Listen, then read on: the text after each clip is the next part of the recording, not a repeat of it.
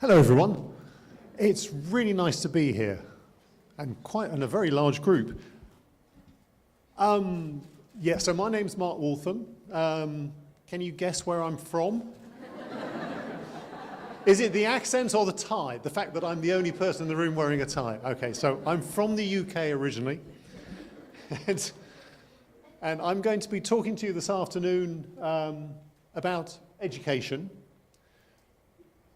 And it's going to be a slightly different presentation because I'm going to be asking you some questions as well. You know, I used to be a teacher, so I'm used to asking classes questions. So the first question is, why is education important?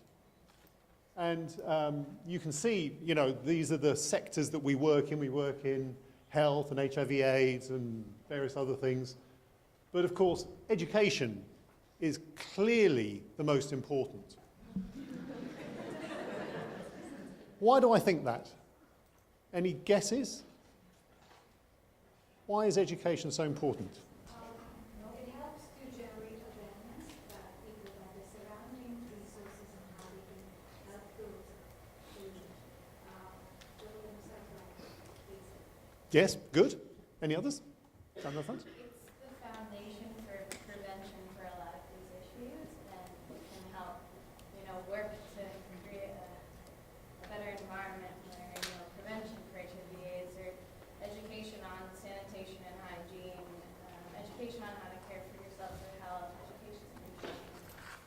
Exactly, yeah. There was a famous study 5 years ago now which said that the reduction in maternal mortality, there's been a 50% reduction in maternal mortality over a certain period of time, 10 years, and that was largely due to education of teenage girls, because you get teenage girls going through secondary school, they're more aware, they know what to do more. Any other possibilities? Why is education so important? Okay, I came up with 4 reasons. You've only come up with 2. Right, so the first thing, it's a right. This is UNICEF. We're all about the Convention on the Rights of the Child, and education is a right for all children, regardless of their ethnicity or whether they have a disability or whatever. It is a right. So we have to try and meet it. And all governments who've signed the Convention on the Rights of the Child or various other international conventions have to try and meet this. My second reason is that it's a global goal. It's one of the SDGs. It was also one of the SDGs is, what does SDG stand for?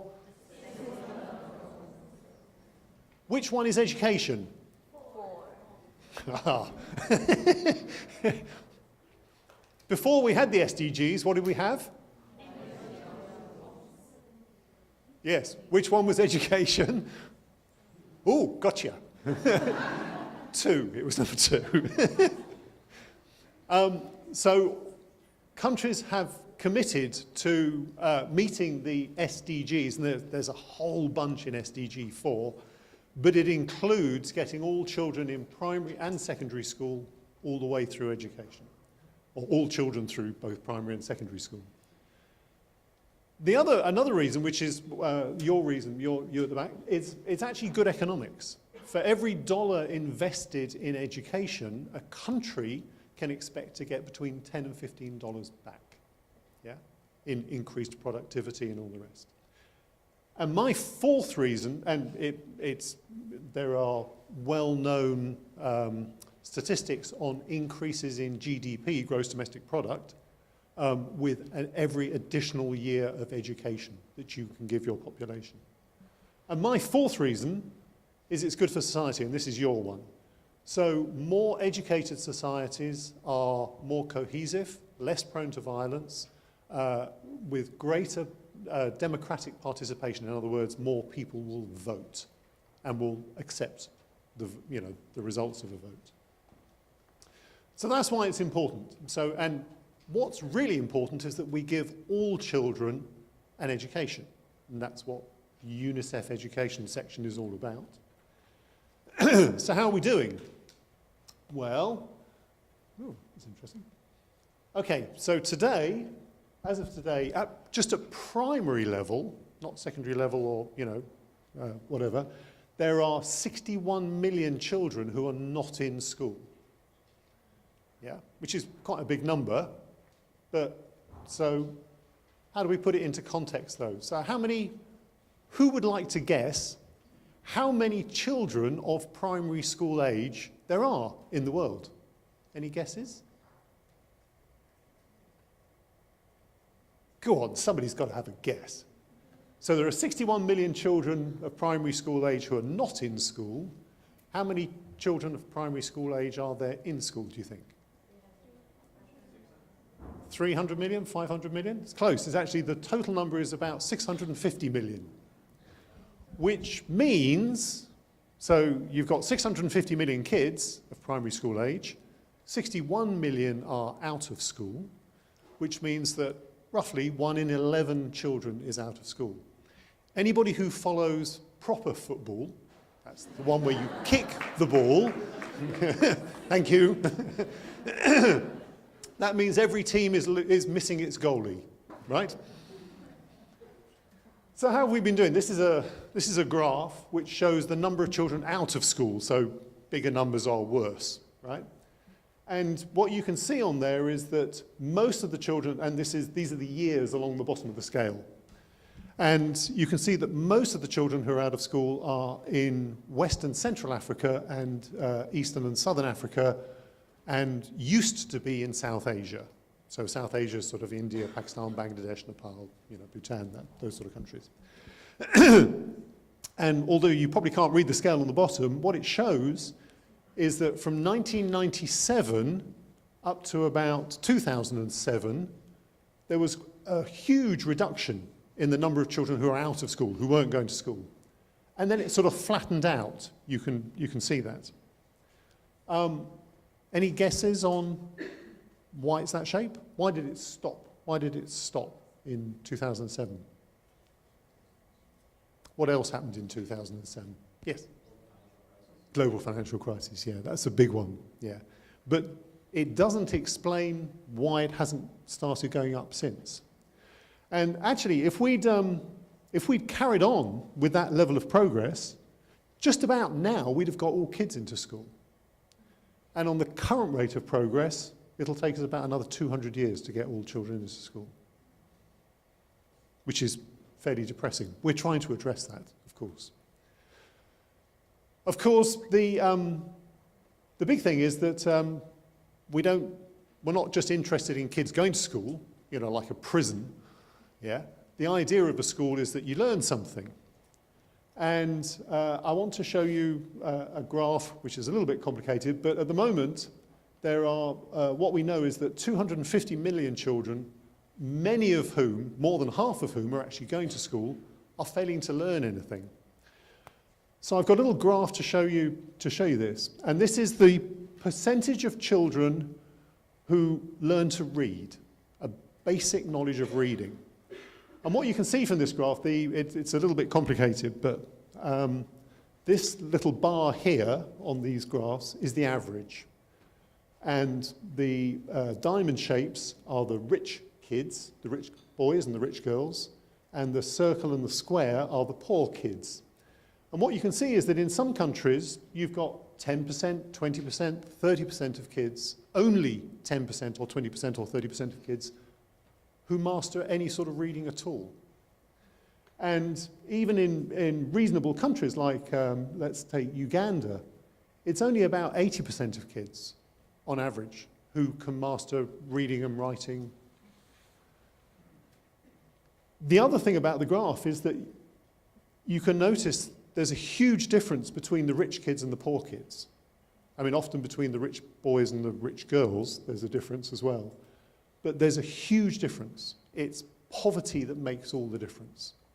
If you're going to go to school, in most of the countries where we work in, our program countries, if you're going to go to school, you're going to be from a rich family. Okay, so we're not doing so well on getting kids into school. We're not doing so well on getting kids to learn something while they're in school. And then, of course, we always have the problem that there are conflicts around the world, and natural disasters as well. Just last year, 75 million kids had their education disrupted by various types of crisis. And the disruption is quite important because what it does is it reduces, so for example here, this is the number of kids who were not in crisis who completed school, and this is the number of kids who were in crisis who completed school.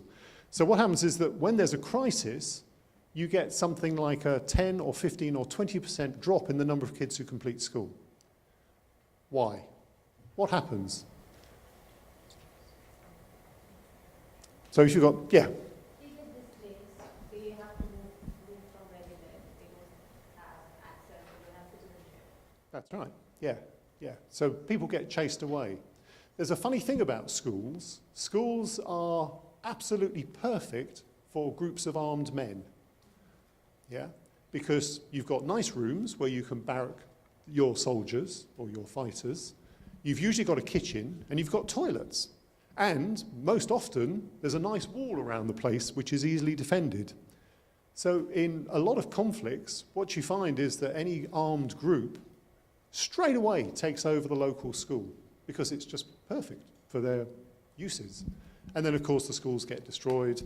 All the people run away, as has just been said. And you have to try and, we have to try and get those kids back into school.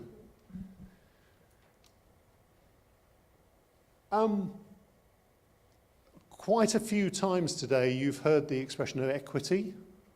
Would anybody like to give me a definition or even an explanation of what's the difference between equity and equality? Come on, you've all heard it. Yes, go on. Thank you. Equity is like fairness, so it's appreciating differences, but it's fairness, for example, in a society, where equality is raising things up to be the same. Absolutely perfect. That is a really good definition. And you might have seen this before. So equality is where you give everybody the same resources. So in this picture, there's 3 guys watching a ball game, and 2 of them can see quite well. One of them's got a great view, but the poor kid on the end hasn't got anything. And equity means that you give resources according to need, which is exactly what you said. So with equity, we give the people who need the most, we give them the most inputs.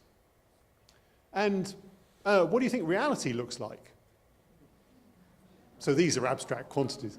So this was the artist's impression of reality. And the first time I saw this, I thought, that's bloody stupid. You know, it's going too far. Strangely, it isn't going too far. If you think about, I mean, I work in the education sector, so I tend to think of things in terms of schools. Many of you will have been to countries, low-income countries, where the schools in the capital city are very well equipped and they've got all the teachers they need.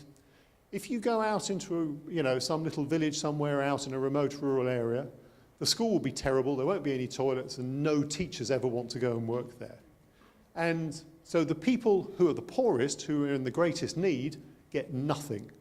And the people who are the richest, in the capital city, they get the most. And you can even see this within capital cities. If you go to slums, like many of you will be familiar with Kibera in Nairobi in Kenya, go to Kibera and you will see that the education offered there is much worse than in the local public schools, which are only a mile different. Okay, that was a big test, and all but one of you failed. So how do we work? How does UNICEF work in education? And actually, I'm going to try and skip through this and go to the next slide and then come back to this one. Let's see if this works. Ah, yes, excellent. Right. Okay, so we've got a headquarters office, this one, and we've got various other offices.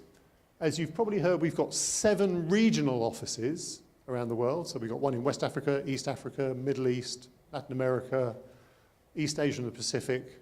I'm missing one. In Eastern Europe. Eastern Europe and Central Asia, it's called. Did I miss any others? No. And then we've got 190 country offices in different countries. We have over 150 education programs. In those 190, not all of them do all programs, but we have over 150 education programs around the world in different offices. And what all of us together do is, we like to think of it in terms of 4 particular things. So one thing is we produce global public goods, by which I mean things like tools, not sort of mechanical tools, but like a spreadsheet for working out how much of your education budget you should apply to primary education or secondary education or pre-primary education. We have advocacy materials, which is essentially shouting at governments to say, you should be doing this, not that. We produce a lot of data to allow governments to make evidence-based policy decisions. That's really crucial. And we raise money for particular activities that nobody's looking at the moment.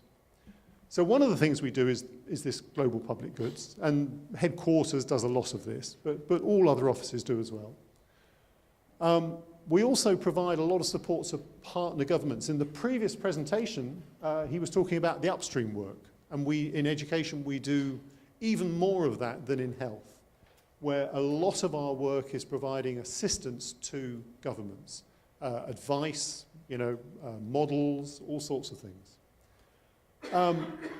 We also provide direct support. Our country programs provide direct support to schools and communities. And we also support children in emergencies directly, give support to children in emergencies through things like, temporary learning spaces, like tent that you can use as a school, for example. Now I'm going to try and go back to the previous slide. Aha. So what we're trying to do is we're trying to improve learning outcomes, in other words, how much kids learn, and equitable and inclusive education. Anybody know what the word inclusive means in this case? What does include? Yes. Both boys and girls and students with disabilities. Yes, right. And also minority ethnic, that's right, that's exactly right. And speakers of minority ethnic languages. In many countries you have groups of kids who don't speak the lingua franca. So last year we gave training to just under 50,000 school communities. We gave 15 million, almost 15 million kids got learning materials, textbooks and things. And we provided support, we gave education actually to 7.5 million children in emergencies. These are just some headlines, and it doesn't actually capture what most of our offices do most of the time. Most of our offices spend most of their time trying to help the Ministry of Education in their countries, because it's the Ministry of Education that puts almost all the money into education and runs the largest education system. Okay, so back through that slide. So I just want to give you some pointers. So given all that, what do you need to work for UNICEF? All right. And the first thing is that you've got to choose the mission over the bureaucracy. All of the stuff that you've heard about this being a very bureaucratic organization are absolutely true. We are absolutely swamped with bureaucracy, yeah? But, and it's understandable, the UN was created just after the Second World War, and we've had more than 50 years to build up rules. And nobody ever gets rid of a rule, you just put a new rule on top of it, yeah? So we've managed to we've got this accretion of rules and processes and everything. But the good side is that we have the best mission, and the previous speaker also said this, it is the best organization. We have the best mission in the world, better than any bilateral donor, the UK or Japan or USAID or whatever. We have the best mission. If you want to work for UNICEF, it's really important that you are actually committed to that mission. Otherwise, you're just not going to enjoy it. The bureaucracy is going to get on top of you and everything's going to go horrible. The second thing you need to work for UNICEF is you actually need to know what you're talking about. Yeah? We only take the best people and we put them in all sorts of weird situations. And you will probably have to respond to 10 different issues on any one day. So in the morning, somebody might come to you and ask you for your advice on how to educate nomadic populations. In the middle of the day, somebody might ask you what the financing should be for primary education. Later in the day, somebody will come and talk to you about textbooks, the textbook procurement process. Later and further in the day, somebody will come and talk to you about something else which you've probably never heard about. What you need to be able to cope with this is you need both breadth and depth of knowledge in education. You need to have at least touched on lots and lots of issues. Don't narrow yourself down to one area and hope to work in that one niche area. If you work for UNICEF, you're going to have to work on a lot of different issues. You need to be able to provide good advice to governments. As I said earlier, the key thing in education is we work with governments very well, and we want to provide evidence-based policy advice. That's the aim of the exercise. It's got to be based on the truth as we know it, which means that you need good analytical skills. And that includes both quantitative and qualitative analytical skills. So you need to be able to read a graph, understand what it means. You need to be able to take case studies and extract what they're actually talking about from them. And finally, the most important thing is you need to be able to understand local situations. And that can only really be developed by experience. And I would recommend everybody in the room, if you're not from a low or middle income country, get some work experience in low and middle income countries. It's great fun. I've lived in New York for 5 years now, and I'm desperate to get out and get back to somewhere sensible. So get some experience. I think the requirements for our sort of lowest level of professional staff is 2 years of experience. And it's really important to have those years of experience in a low or middle a program country, a low or middle income country. And I think that's about it. That is about it. Thank you. Thank you so much for all the insider tips. So I didn't see anyone leaving the room, which means that you're not scared by the reality, which is great. And due to the limited time, we can only take 2 questions. So, okay, I see a question over there. Hi, I think I can go that way. Oh, okay. Thank you very much. My name is Emma. You said a majority of the work is supporting the Ministry of Education.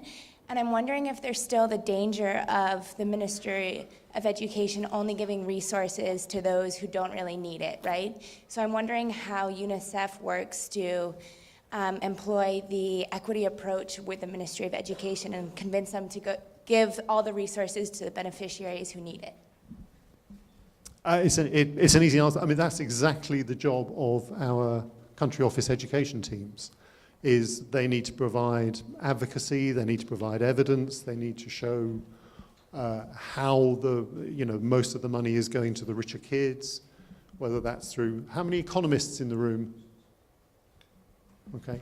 You know Lorentz graphs? Lorentz? Yeah? Yeah. So construction of Lorentz graphs which show basically how much money goes to different different parts of the population in terms of wealth. So most of it is through advocacy, advice, and negotiation. And in some countries, it's really tough and goes extremely slowly. But that's the heart of the work. You're absolutely right. Well done for spotting it. Yeah. But there isn't a magic, there's no magic answer on any of this. And it is usually a very long-term process. Okay, another question? Hi, thank you. I really liked your discussion of equity versus equality using those graphs, and I've actually seen a third photo not depicting reality, but rather depicting programmatic interventions that try to remove the structural barrier that creates disparities in the first place, so taking away the fence in the picture. And I was just wondering how UNICEF tries to attack structural barriers that create disparities in the first place for education or health or whatever the case may be. Yeah, that's a. Can you email me the picture? I would like to use it. But I can give you one very fast example, which is children with disabilities. Somebody mentioned children with disabilities. Okay, so half of all children with disabilities, just under half at primary level and just over half at secondary level, are out of school throughout the world, right? So if you have a disability, you've got a 50-50 chance of going to school, right? And it's a structural barrier. It's because, you know, teachers don't think they can take children with disabilities into their classroom. Parents don't want their own children mixing with children with disabilities, just in case having a leg missing is contagious in some way. All sorts of structural barriers. So we're trying to overcome these by, three mechanisms really. Firstly, to make sure, four. So firstly, to make sure that the government has got the right policies in place, and the governments need to say, children with disabilities need to go to school, basically. And then you've got to put the practical things in place, which is you've got to have accessible school buildings. Teachers have got to be trained to cope with a range of different academic abilities, but also disabilities, you know, blind, deaf, whatever. And you have to provide accessible learning materials like books in Braille or books with a voiceover on top. So that's just one example of how we're trying to take down the fence. Thank you very much for the example.